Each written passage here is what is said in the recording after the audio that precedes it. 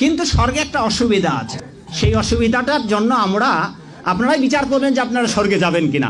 স্বর্গে, সঞ্জয়বাবু, স্বর্গে একটা অসুবিধা আছে, সেটা হচ্ছে কি, যে যেই পরিমাণ আপনার ক্ষুধা লাগবে স্বর্গের দেবতারা এই পরিমাণ আপনাকে খেতে দেবে না। ওখানে সুন্দর সুন্দর পাকা ফল আছে, কিন্তু গাছের ডাল থেকে ছুটে আপনি খেতে পারবেন না। ক্ষুধার ঠেলায় আপনি জল খেতে যাবেন, ওই সরোবরে নদীতে যে স্রোতস্বিনী ধারা আছে, ওই জল আপনি হাতে উঠে খেতে পারবেন না। তো ওখানে যারা স্থায়ী দেবতা আছে ওরা যা খাইতে দেবে আপনার তাই খেতে হবে। ফলে স্বর্গ শান্তি নেই। আমার এখানে অনেকগুলো গ্রন্থ আছে, এই গ্রন্থের একটা গ্রন্থে লেখা আছে যে স্বর্গেও শান্তি নেই, স্বর্গেও শান্তি পাবেন না। ওখানে 18 বছরের যুবক হবেন, জন্মাবেন, রোগগ্রস্ত হবেন, তারপর অবশেষে 10,000 যেদিন পূর্ণ হবে তখন আপনার এই গলের মালাটা শুকিয়ে যাবে, গলের মালাটা আপনার গলা থেকে ছিঁড়ে যাবে।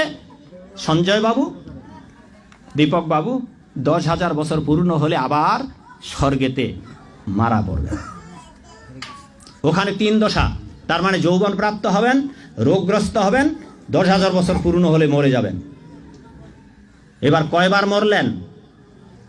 টেকেরাটে মরবেন, দিগনগরে মরবেন, নরকে গিয়ে শাস্তি ভোগ করবেন, স্বর্গে গিয়ে যত হাজার পুণ্য সঞ্চয় আছে বছর থাকবার স্বর্গ সুখ, তত হাজার থেকে স্বর্গেতেও মরবেন। এবার মরবার পরে কি করবেন?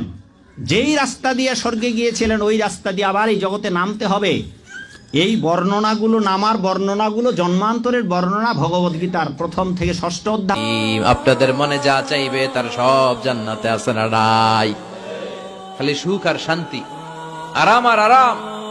দুনিয়াতে আরাম নষ্ট করে দেয় 3 জিনিস, চিল্লায় বলতে হবে। কয় জিনিস? একটা হচ্ছে অসুস্থতা, অসুস্থ হলে কিছু ভাল লাগে। 2 নাম্বার বার্ধক্য, বয়স হয়েছে 80, উনি আর কোনো কিছুর মজা পায়। 3 নাম্বার মরণ, মৃত্যু এসে সব আরাম রে ব্যারাম করে দেয়।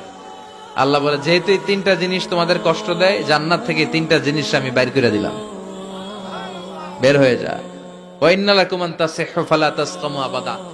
ও জান্নাতীরা, আজীবন তোমরা জান্নাতে সুস্থ থাকবা, আর কোনোদিন অসুস্থ হবে না। জান্নাতে পেটে ব্যথা আছে, মাথা ব্যথা, গ্যাস্ট্রিক, আলসার, প্যারালাইসিস, ডায়াবেটিক্স আছে? কোনো রোগই নাই। সুবহানাল্লাহ পড়েন। ওয়া ইন্না লাকুম আন তাশাব্বু ফালা তাহরামু আবাদা। জান্নাতের ভেতরে আজীবন তোমরা যুবক থাকবা, কোনোদিন বৃদ্ধ হবা। ওয়া ইন্না লাকুম আন তাহিয়াউ ফালা তামুতু আবাদা। ও জান্নাতীরা, আজীবন জান্নাতের মধ্যে তোমরা জীবিত থাকবা, তোমাদের মরণ আসবে না। রোগ নাই, বার্ধক্য নাই, মরণ নাই, আছে খালি সুখ, আছে খালি এরকম সব।